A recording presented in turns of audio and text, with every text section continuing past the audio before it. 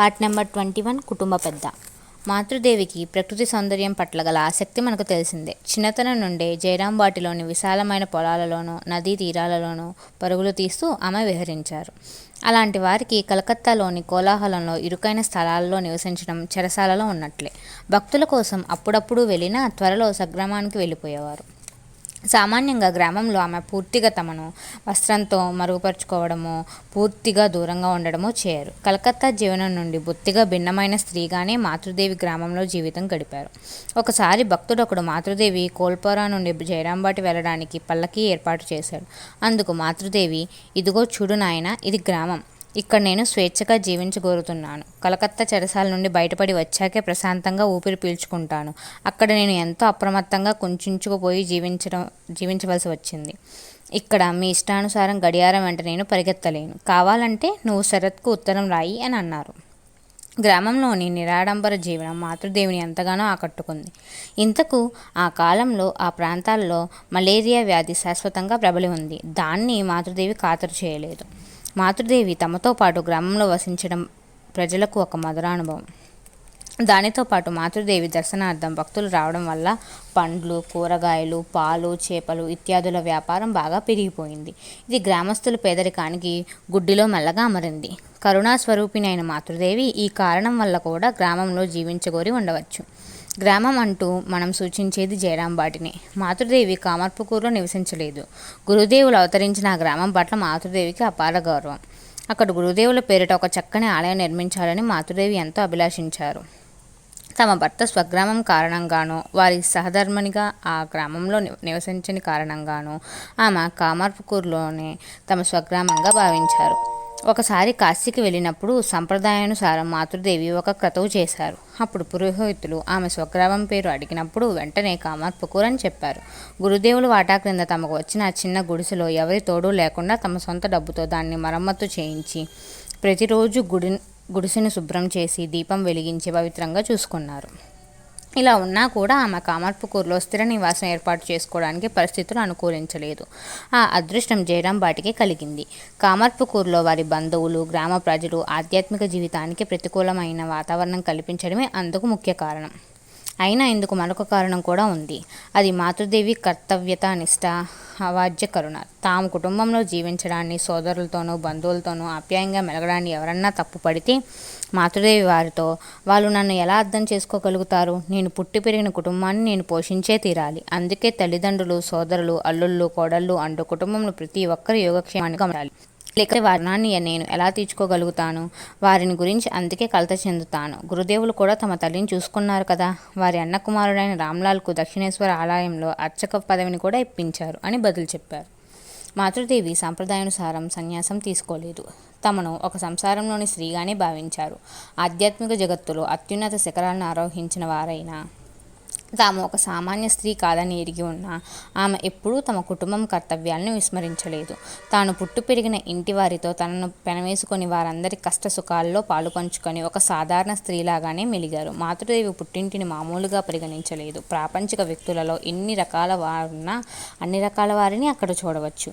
మాతృదేవి పుట్టి పెరిగిన కుటుంబంలో తల్లి అయిన శ్యామసుందరీదేవి, ప్రసన్నకుమార్, ఉమేష్ చంద్ర, కాళీకుమార్, వరదప్రసాద్, అభయ్ చరణ్ అనే 5 తమ్ముళ్ళు, చెల్లెలు కాదంబిని ఉండేవాడు. ఇందులో కాదంబిని, ఉమేష్ చంద్ర, అభయ్ చరణ్ యువప్రాయంలోనే మరణించారు. మాతృదేవి ఇంటికి పెద్దవారు. సోదరులను ఆమె ఎంత బాగా పోషించింది మునిపే చూశాం. అందువల్ల సహజంగానే సోదరులకు మాతృదేవి పట్ల ఎంతో అనురాగం ఉండడంలో ఆశ్చర్యం లేదు. కానీ సోదరులందరూ ఆధ్యాత్మిక వాసనే లేకుండా కేవలం ప్రాపంచిక వ్యక్తులుగా జీవితం గడిపారు.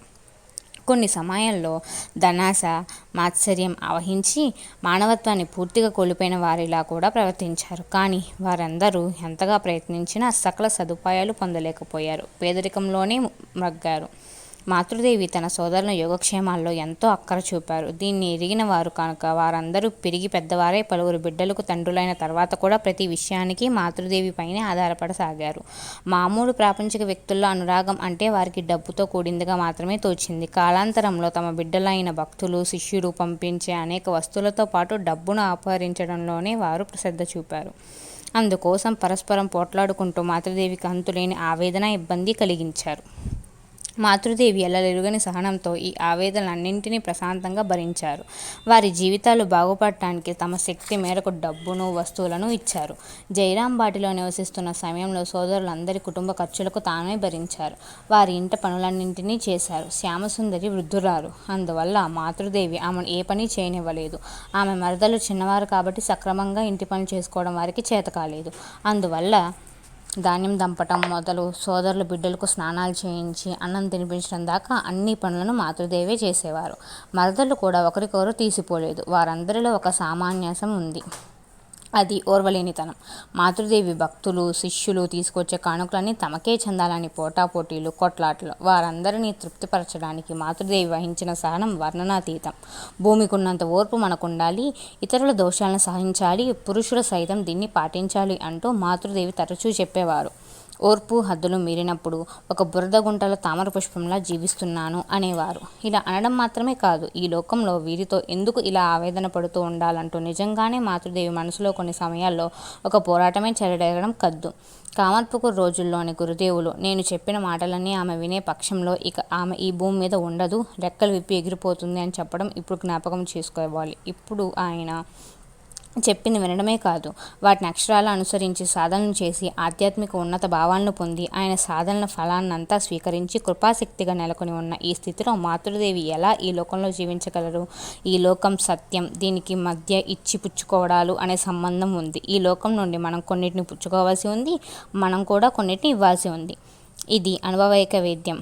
ఇక ఇలా లోకాన్ని అంటిపెట్టుకుని ఉంటున్న మనమే కొన్ని సమయాల్లో విరక్తి చెంది ఇదేం లోకం, ఇక్కడి నుండి వెళ్ళిపోవాలి అంటూ వాపోతాం. అలా అయినప్పుడు ఈ లోకమే ఒక స్వప్నం, మనం జాగ్రత్తావస్థ అంటాం కదా, అది కూడా స్వప్నమే. అమ్మాయి, ఈ లోకంలో ఏమున్నది, సజావుగా ఉన్నదాన్ని ఒక్కటే ఒకదాన్ని చూపించి చూద్దాం అంటూ తమ అనుభవాన్ని అప్పుడప్పుడు చెబుతున్న ఆత్మజ్ఞాని అయిన మాతృదేవి ఈ లోకంలో ఎలా జీవనం సాగింపగలుగుతారు?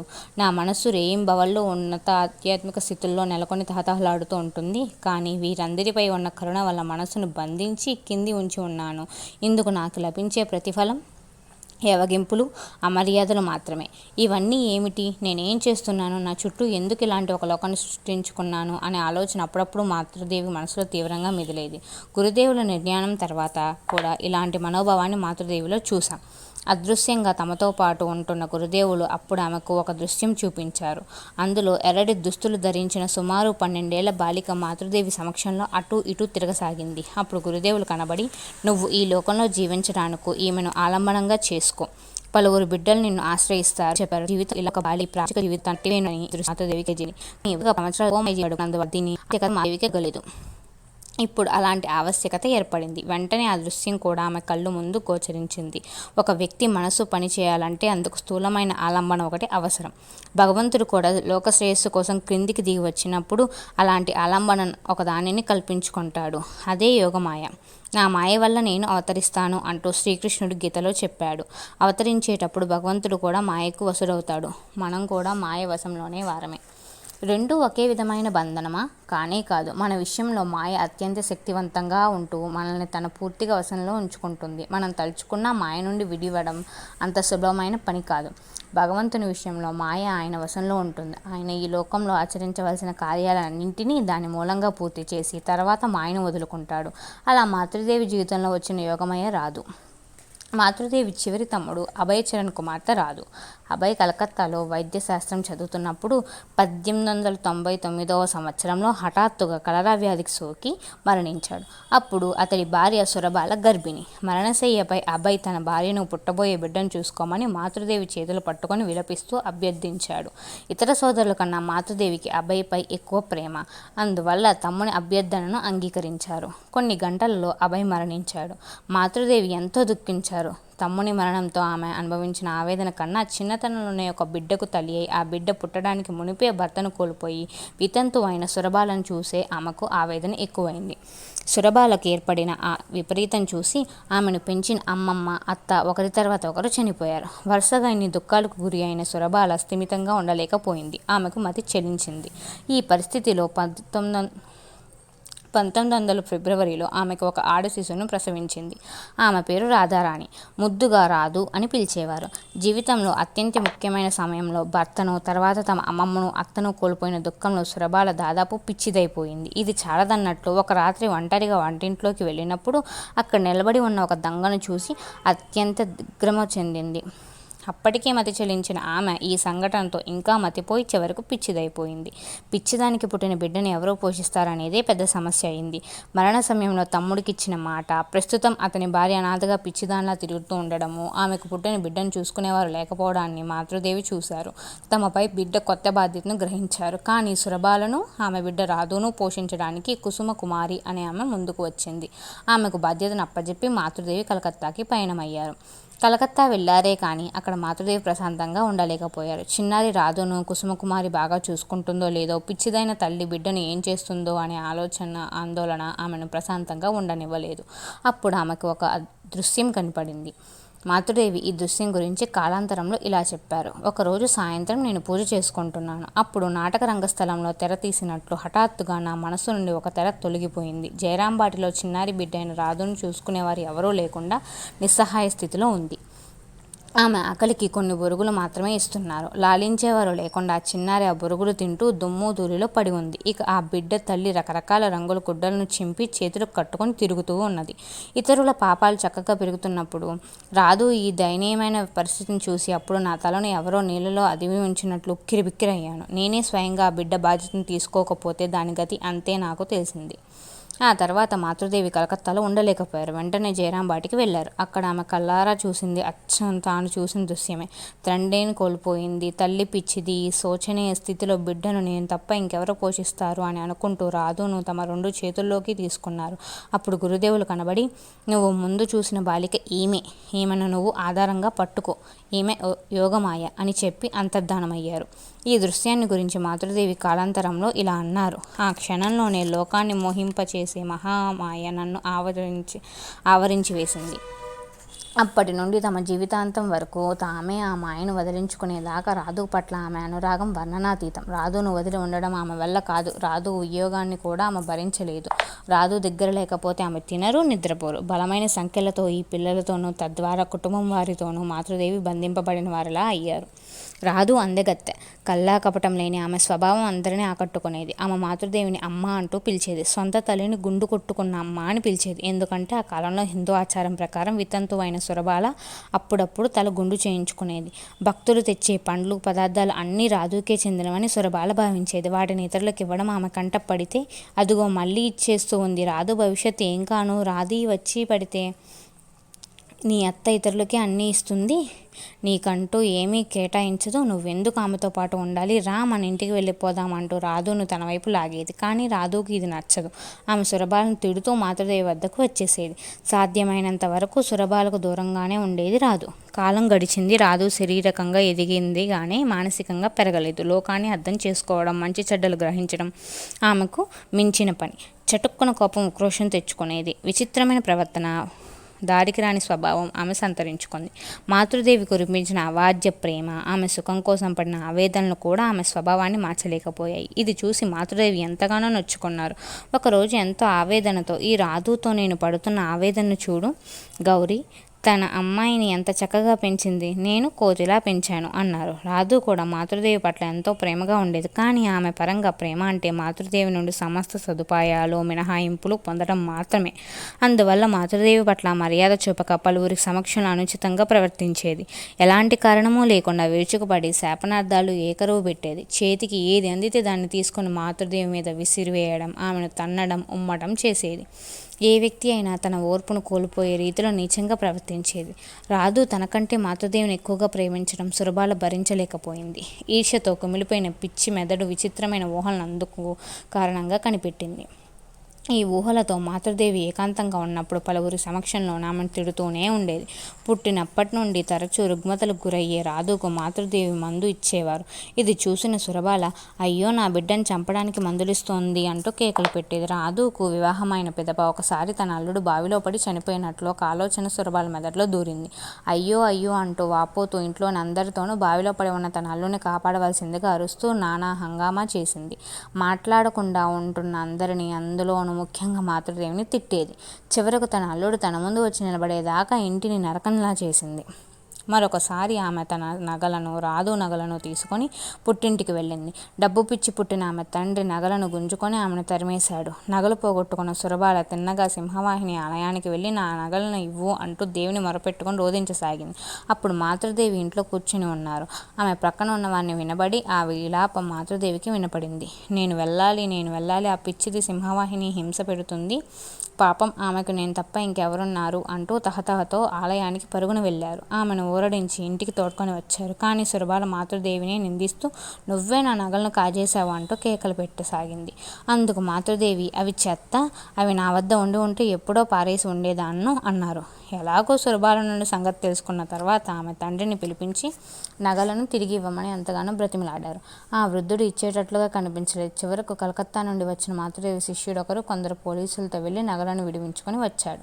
ప్రతిరోజు ఈ పిచ్చామె వలన కలిగే వేదనను భరించలేక మాతృదేవి నేను పరమేశ్వరుని ముళ్లతో కూడిన బిల్వపత్రాలతో పూజించానేమో, అందుకే వీరందరూ నన్ను ముళ్ళుగా గుచ్చుతున్నారు అనేవారు. మాతృదేవికి భక్తులు సమర్పించే డబ్బు, సంపదలు అన్నీ చివరకు రాధుకే చెందుతాయనే ఆలోచన సురబాల మనసులో గాఢంగా పాదుకుపోయింది. అందువల్ల మాతృదేవి పేరిట శ్రీ శారదానంద స్వామి ఇల్లు కట్టించినప్పుడు ఆమె పొందిన ఆనందం వర్ణనాతీతం.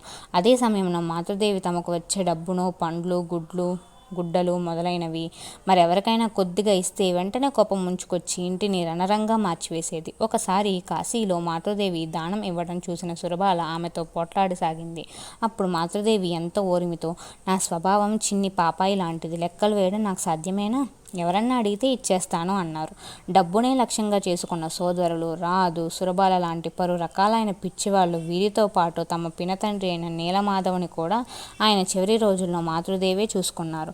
నీలమాధవుడు వివాహం చేసుకోలేదు. ఒక ధనవంతుని ఇంట్లో వంట పని చేస్తూ వచ్చిన ఆయన్ను వృద్ధాప్యంలో చూసుకోవడానికి బంధువులు ఎవ్వరూ ముందుకు రాలేదు. కాబట్టి మాతృదేవి ఆయన్ను తమ వద్దకు రప్పించుకున్నారు. ఆయన అవసరాలన్నీ ఆమె స్వయంగా చూసుకున్నారు. ఎక్కడికైనా వెళ్ళేటప్పుడు కొన్ని సందర్భాలలో ఆయన్ను కూడా తమతో పాటు తీసుకువెళ్ళేవారు. భక్తులు తమ కోసం తెచ్చే పండ్లు, తీపి పదార్థం మొదలైన వారిలో చాలా బాగున్న వాటిని ఆయనకు ఇచ్చేవారు. ఎవరైనా వారిస్తే ఆయన ఇక జీవించబోయేది కొంతకాలమే, బాగా అనుభవించి కోరికలను తీర్చుకొనివ్వండి, నేను ఇంకా చాలా కాలం ఉండబోతున్నాను, ఇలా ఎన్నో నాకు వస్తూ ఉంటాయి అని అనేవారు. ఆయన ఉబ్బస వ్యాధిగ్రస్తుడు. ఎన్ని చికిత్సలు చేయించినా వ్యాధి మాత్రం నయం కాలేదు. ఆయన అంతిమ క్షణాలు సమీపిస్తున్నప్పుడు మాతృదేవికి మధ్యాహ్న భోజనం కూడా మానుకొని ఆయన ప్రక్కన కూర్చుని ఉన్నారు.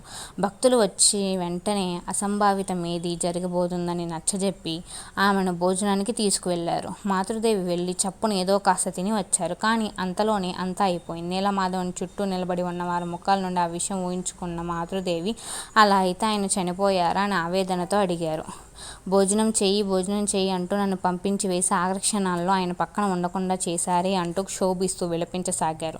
తర్వాత పూజగదికి వెళ్ళి ప్రసాద పుష్పాలను తీసుకొచ్చి ఆయన ఛాతీపై ఉంచి ఆయన ఆత్మశాంతి కోసం ప్రార్థించారు. ఈ సంఘటన కలకత్తాలో 1905వ సంవత్సరంలో జరిగింది. మరుసటి సంవత్సరం మాతృదేవి తమ తల్లి శ్యామసుందరీ దేవిని కోల్పోయారు. ఒక పరిపూర్ణ జీవితం ఆమె గడిపింది. తమ కుమార్తెను అమ్మ అంటూ పిలిచే పిల్లలు లేకుండా పోతారేమో అంటూ ప్రారంభంలో ఆమెలో ఉన్న తపన ఈ రోజుల్లో పూర్తిగా తొలగిపోయింది. మాతృదేవి జయరాంబాటిలో ఆరంభించిన కాలం నుండే భక్తులు మాతృని దర్శించుకోవడానికి రాగారు. అందరూ అమ్మ మనవడు నా మనవరాలు అంటూ ప్రతి ఒక్కరిని లాలించేది. వారికి కావలసినవన్నీ సమకూర్చడంలో ఆమె పరమానందం పొందేది. ఎన్నడూ పని లేకుండా ఉండేది కాదు.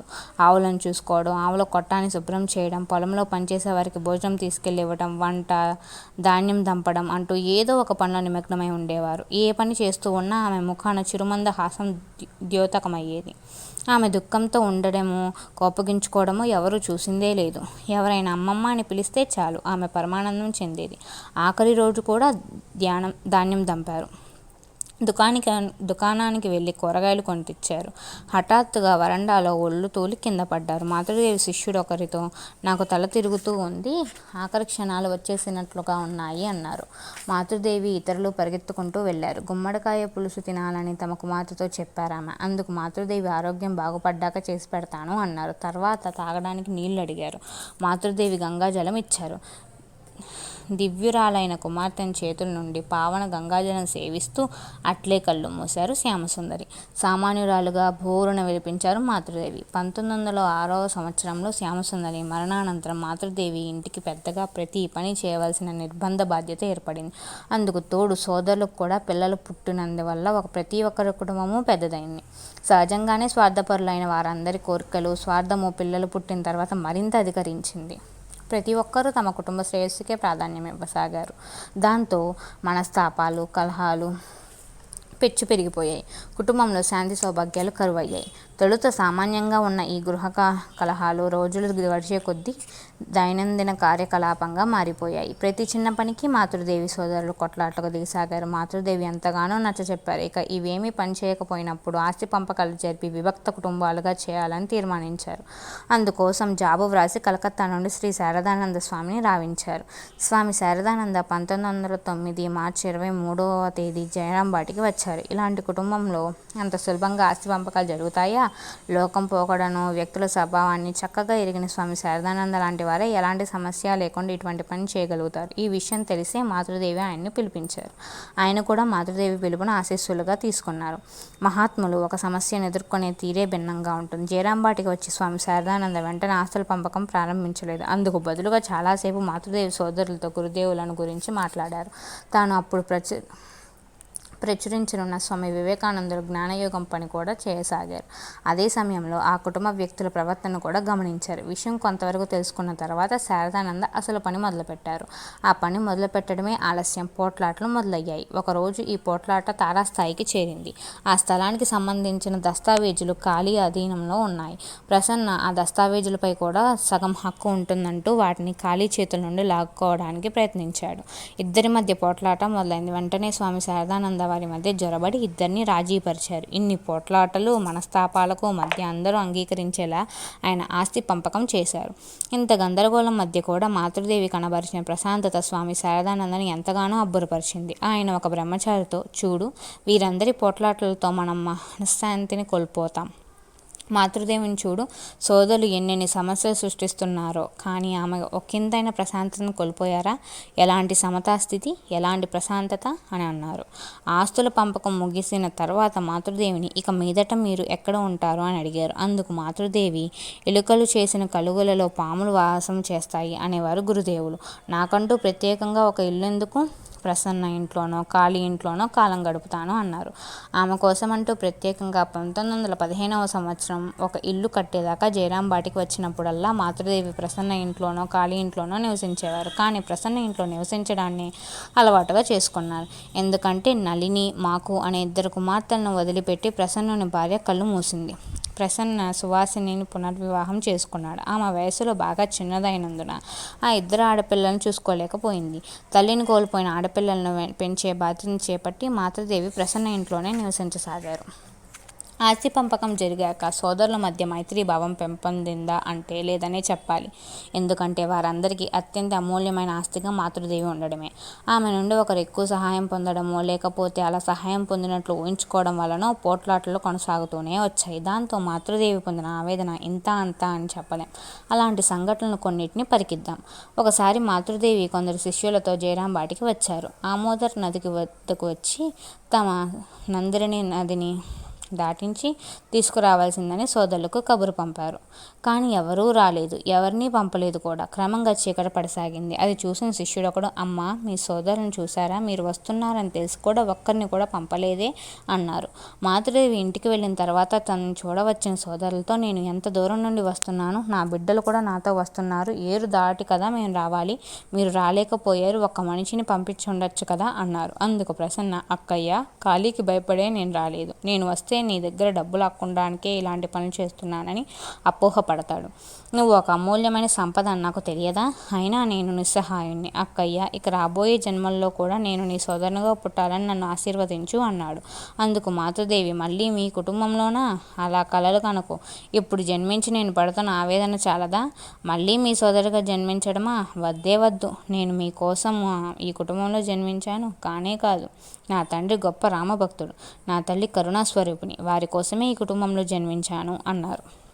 ఎప్పుడు చూసినా డబ్బు డబ్బు అంటూ వెంపర్లాడే తమ సోదరుని గురించి మాతృదేవి ఒకసారి, వీరందరూ ఎలాంటి జన్మలు, సదా డబ్బు డబ్బు అంటూ కొట్టుకుపోతుంటారు, కానీ భక్తి కావాలి, జ్ఞానం కావాలి అనే ఆలోచన కూడా వారికి రాదు అంటూ ఎంతో కలవరపడ్డారు. అప్పుడు శిష్యుడొకడు, అమ్మ, గురుదేవుని ప్రార్థించి వారికి కావలసిన డబ్బు లభించేలా చేయవచ్చు కదా అన్నాడు. అందుకు మాతృదేవి, నాయనా, వారి కోరికలు తీరేవేనా? ఇస్తూ ఉంటే అడుగుతూనే ఉంటారు, వారి కోరికలకు అంతులేదు, ప్రాపంచికులకు తృప్తి అనేది ఉందా ఏమిటి అన్నారు. కానీ ఒకసారి ఎలాగో పొరపాటున భక్తి జ్ఞానం కావాలనే ఆకాంక్ష కాళీకి రానే వచ్చింది. కానీ వచ్చిన వేగంతోనే అది ఎగిరిపోయింది.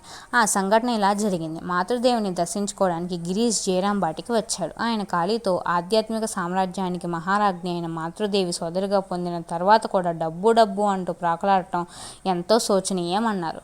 కాళీకి కూడా వెంటనే ఏదో స్ఫురించింది.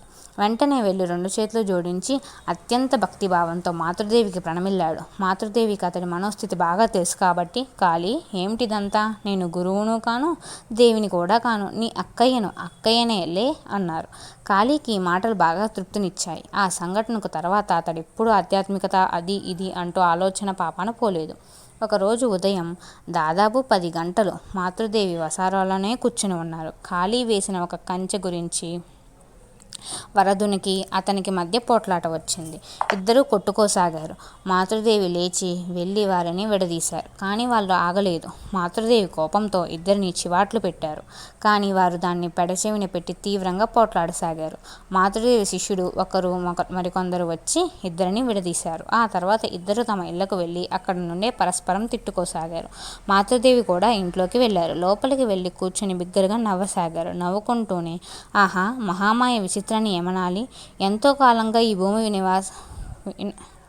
వినాశం కాకుండా ఉంది. మరణం వచ్చేటప్పుడు ఒక వ్యక్తి దీనిలో నుండి ఒక్క అణువు కూడా తనతో తీసుకెళ్లలేడు. ఈ సామాన్య సత్యాన్ని కూడా తెలుసుకోకుండా పోట్లాడుకుంటున్నారే, ఏం వింత ఇది అంటూ చాలాసేపు పగలబడి నవ్వుతూనే ఉన్నారు. ఆమె నవ్వును ఆపుకోలేకపోయారు. సోదరులందరూ డబ్బు కోసం మాతృదేవిని పీల్చి పిప్పి చేశారు. ఇందులో కాళీ వల్ల కలిగిన ఆవేదనలే ఎక్కువ. మంచి శరీరదార్ఢ్యంతో చూసేవారు. జంకే లాంటి రూపం గలవాడు కాళీ. అతనికి కోపం వచ్చిందంటే కళ్ళు ఎర్రబారుతాయి. ఊహ్వా అంటూ భయంకరంగా అరుస్తాడు. కుటుంబంలో అందరూ అతన్ని చూసి భయపడతారు. ఆయనకి ధనాశ కూడా విపరీతం. జగద్ధాత్రి పూజ, గురుదేవులు లేక మాతృదేవి జన్మదినం లాంటి పండుగల్లో ఏది జరిగినా బాధ్యతలన్నీ అతనికే అప్పగించాలి. ఎందుకంటే ఖరీదు చేసే ప్రతి వస్తువు నుండి కొంత వెనక వేసుకుంటాడు. అందుమూలంగా మంచి రాబడి. ఎవరైనా అతనికి వ్యతిరేకంగా మాట్లాడితే ఇక అంతే, అన్నిటినీ చెల్లాచెదురు చేసి ఉత్సవమే జరగకుండా చేసేస్తాడు. లేకపోతే మాతృదేవి మనస్సు నొచ్చుకునేలా ఏదైనా చేస్తాడు. ఒకసారి ఒక ఉత్సవంలో ఇలాగే ప్రవర్తించాడు. పైగా ఆ రోజంతా ఏమీ తినలేదు. దాంతో మాతృదేవి కూడా ఉపవాసం చేయాల్సి వచ్చింది. ఇలాంటి గందరగోళం జరగకుండా ఉండడానికి ఉత్సవం అంటూ వస్తే దాని బాధ్యతను కాళీకి అప్పగించేస్తారు మాతృదేవి. అతడు చేసేదానిలో ఇతరుల తప్పులు పట్టకుండా జాగ్రత్త పడేవారు. ఇంటికి సమీపంలో 3 సోదరులకు చెందిన ఒక స్థలం ఉంది. మాతృదేవి అక్కడే జన్మించారు. మాతృదేవి పుట్టిన ఆ స్థలంలో ఒక గుర్తుగా ఒక రాయిని నాటాలనుకున్నారు కొందరు భక్తులు. అందుకోసం రాళ్లను చదును చేసి తీసుకొచ్చారు. కానీ సోదరులందరూ ఆ స్థలంపై తమకున్న హక్కును వదులుకోవడానికి ఇష్టపడలేదు. అందువల్ల ఆ భక్తులు ఆశించింది జరగలేదు. వాళ్ళు తీసుకొచ్చిన రాళ్ళు కూడా అలాగే పడి ఉన్నాయి. అప్పుడు జయరాంబాటికి వచ్చిన నారాయణ అయ్యర్ ఆ చోట మాతృదేవి సౌకర్యం కోసం ఒక బావిని తవ్వాలనుకున్నారు. ఈ విషయం తెలుసుకున్న కాళీకుమార్ ఆ స్థలంలో తనకు వచ్చే చిన్న వాటాకు చాలా డబ్బు కాజేయాలని పన్నాగం పన్నాడు. కానీ అది జరగలేదు. తర్వాత ఆ చోటును శ్రీ శారదానంద స్వామి మాతృదేవి సోదరులకు పెద్ద మొత్తం చెల్లించి కొనుగోలు చేశారు. తర్వాత ఆ చోట ఒక బావిని త్రవ్వారు. రాత్రింబవళ్ళు సోదరుల కుటుంబాలకి ఇలా మాతృదేవి పనులు చేయడం చూసిన గిరీష్ ఒకసారి, మనమందరం మాతృదేవిని జగన్మాతగా ఆరాధిస్తాం, కానీ ఆ దేవి తమ సోదరులకు ఉదయం నుండి రాత్రి వరకు నిర్విరామంగా పనిచేయడం చూస్తూ ఉంటే పూర్వజన్మలో వీరందరూ మాతృదేవి కోసం ఎన్ని కఠోరమైన తపస్సులు చేశారో అనిపిస్తుంది. అందుకే ఇలాంటి మాతృదేవిని తమ సోదరుగా పొందారు అని వ్యాఖ్యానించారు. మాతృదేవి పడిన కష్టాల్లో ఇంతటితో ఆగిపోయాయా అంటే లేదు. ప్రసన్నకుమార్ 2 కుమార్తెలు నళిని, మాకు తమ వంతుగా మాతృదేవికి శక్తి మేరకు కష్టాలు కల్పించారు. వీరు చిన్నతనంలోనే తల్లిని కోల్పోయినవారు. అందువల్ల వీరి బాధ్యతలను కూడా మాతృదేవి తీసుకున్నారు. నళిని ప్రతి విషయానికి ఆచారం అంటూ తమను హింసించుకుంటూ మాతృదేవిని కూడా హింసించసాగేది. అందుతో పాటు తనకు పూర్తిగా నచ్చని ఒక వ్యక్తిని పెళ్లి చేసుకునే నిర్బంధానికి లోనయ్యింది. తనను పోషించలేని ఒక పేదవానికి భార్య అయింది మాకు. అందువల్ల వీరిద్దరూ వివాహానంతరం తర్వాత కూడా మాతృదేవి దయను ఎదురుచూస్తూనే జీవనం గడపాల్సి వచ్చింది. తక్కిన ముగ్గురు సోదరుల పిల్లలు కూడా మాతృదేవి చూపించిన అవాధ్య ప్రేమకు ముగ్ధులై తమ పితరులను మర్చిపోయి మాతృదేవి చెంతనే ఉండసాగారు. వీరు జయరాంబాటిలో మాత్రమే కాకుండా మాతృదేవి కలకత్తాకు వెళ్ళినప్పుడు ఆమె వెంట వెళ్ళేవారు. సోదరుల ధనాశ, స్వార్థం, సోదరుల పిల్లలు ఒకరి పట్ల ఒకరు పెంచుకున్న ఈర్ష్య, ఎప్పుడూ పరిశుద్ధంగా ఉండాలనే నళిని ఆచార పిచ్చి, రాదు పెట్టే సనుగుడు, సొరబాల పిచ్చి ఇవన్నీ కలిసి మాతృదేవికి అనలేని ఆవేదనను కలిగించాయి. సహింపజాలని ఇలాంటి పరిస్థితుల్లో కూడా మాతృదేవి మనస్సులో కలవరమో వెగటో చెందక అత్యంత ఓర్పుతోనూ కరుణతోనూ అన్ని దుఃఖాలను భరించారు. ఇలాంటి పరిస్థితుల్లో ప్రశాంతమైన జీవనం గడపటం సాధ్యమా అనేది ప్రశ్నార్థకమైనప్పుడు, అలాంటి జీవితం చేపట్టి చూపించడం మాత్రమే కాకుండా తనను ఆశ్రయించిన వేలాది భక్తులకు ప్రశాంతతను, ఆధ్యాత్మిక పరమానందాన్ని ధారపోశారు మాతృదేవి. కుటుంబ పెద్దగా మసులుతూ ఆమె గృహస్థులకు, సన్యాసులకు గురుదేవిగా వ్యవహరిస్తూ వారిని పురోగమనం చేయడాన్ని ఇప్పుడు చూద్దాం.